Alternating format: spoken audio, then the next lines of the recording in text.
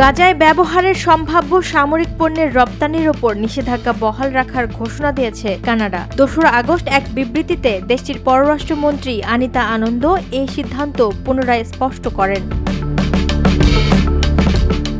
Anadolu বার্তা সংস্থার প্রতিবেদনে জানানো হয় ২০২৪ সালের জানুয়ারি মাস থেকে গাজায় ব্যবহারের আশঙ্কা রয়েছে এমন সামগ্রী রপ্তানির জন্য নতুন করে কোনো লাইসেন্স অনুমোদন করা হয়নি। পররাষ্ট্রমন্ত্রী আনিতা আনন্দ বলেন, গাজায় ব্যবহৃত হতে পারে এমন সামরিক পণ্যের লাইসেন্স ২০২৪ সালের শুরুতেই স্থগিত করেছি এবং এখনও তা বহাল আছে। এ বিষয়ে কোনো অনুমোদন দেয়া হয়নি।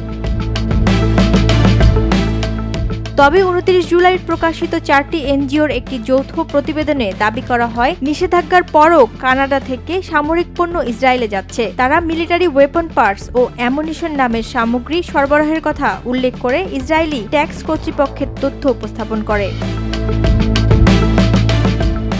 এই দাবি প্রত্যাখ্যান করে পররাষ্ট্রমন্ত্রী বলেন, প্রতিবেদনের বেশ কিছু দাবি বিভ্রান্তিকর এবং বাস্তবতা বিকৃতভাবে উপস্থাপন করা হয়েছে। সেখানে যেগুলোকে গুলি বলা হয়েছে সেগুলো আসলে পেইন্ট বল ধাঁচের এবং যুদ্ধক্ষেত্রে ব্যবহারের উপযোগী নয়। তিনি আরও জানান, লাইসেন্স স্থগিত হওয়ার আগেই কানাডার কোনো প্রতিষ্ঠান সরাসরি বা পরোক্ষভাবে ইসরায়েলের কাছে মর্টার সরবরাহ করেনি। যদি কোনো প্রতিষ্ঠান বৈধ লাইসেন্স ছাড়া সামরিক সরঞ্জাম রপ্তানি করে তাহলে তাদের বিরুদ্ধে আইনানুগ ব্যবস্থা নেওয়া হবে। এর মধ্যে জরিমানা, পণ্য জব্দ এবং ফৌজদারি অভিযোগ অন্তর্ভুক্ত থাকবে।